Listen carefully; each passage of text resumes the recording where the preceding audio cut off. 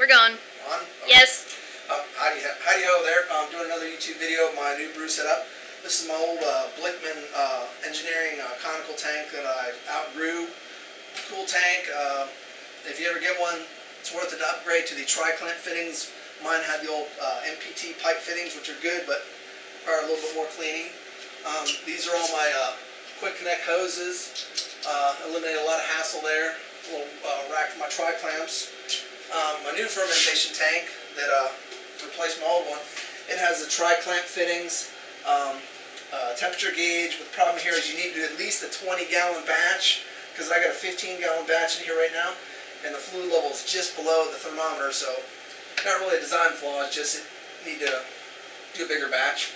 But these are all tri-clamp fittings, and the top here is a big tri-clamp fitting, about 4mm thickness stainless steel with the airlock. Well, this one's pressurized. I think the guy said up to 15 psi, to where you can put pressure on it, pump it to another tank. Where normally I pump it to this kettle right here. This is where I filter it from. I pour the beer right from the fermenter in here. Has also one large tri-clamp fitting, and from there with the hoses, I clamp my filtration system. It's a 5 micron and a 0.5 micron filtration system. It's not an absolute filter to where it gets almost all of it, where the difference between absolute and regular filters is if it's 0.5 microns absolute, that means it gets 100% 5 micron, 0.5 microns. But that's how the filtering process goes from here, and then I do it to my soda cylinders, and I fill these things right straight from here and force carbonate them. So it's a pretty cool setup, but since I got this, I'm already looking to upgrade, because here's my brew kettle. It's a 25-gallon full capacity, but really, because of boiling, you don't want to overflow it. It only does about a 15-gallon batch. Here's my mash tun and a false bottom screen. Keeps your grain. Incidentally, I do all grain brewing. I haven't done a extract batch in probably 18 years or so. But a pretty cool setup. A lot of people I see have a third kettle, which is a hot liquor tank, where I just use my boil kettle as a hot liquor tank. The hot water here drains through, normally I'd sit like that, but I have I guess I could have put this together for the video, but I have a rack here that you can see, this all goes together, and there's a line that goes from here, and this sprinkles the hot water onto the grain bed as it leaches the sugar out of the mash. And I use a pump. Here's a pump. I pump through it, and it goes through the grains here. It comes out this hose with the hose to the pump, back up to here, and it recirculates. A recirculating mash.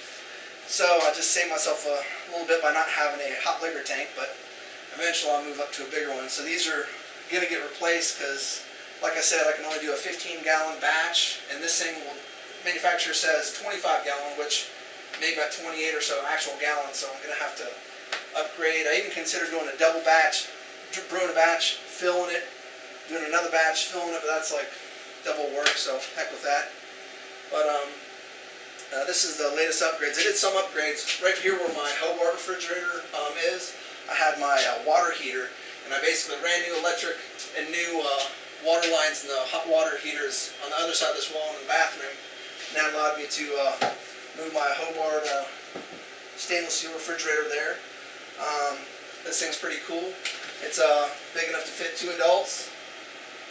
Got off a good deal off of govdeals.com. Got a killer deal. Just had to replace the electric thermostat control. Other than that, just little knickknacks. Over here, I got a microscope here. A lot of times if I'm real bored, I like to look at yeast under the microscope, where you can actually see them from one cell of a yeast strain. Apparently, after about several hours, you can have enough of them to see almost with the naked eye, which is pretty cool. Because the yeast cells, they don't subdivide like regular cells, split in half, and they split in half. Where yeast cells, they have a cell, and they have a little nodule that splits off, and it grows to full size. The little nodule splits off, and therefore, that's how you get your process going. But this is the latest addition to the Nano Brewery here. And like I said, hopefully I'm going to do another video when I upgrade these tanks to larger kettles, where I can get full use of my new conical fermenter. And that's about it. Thank you.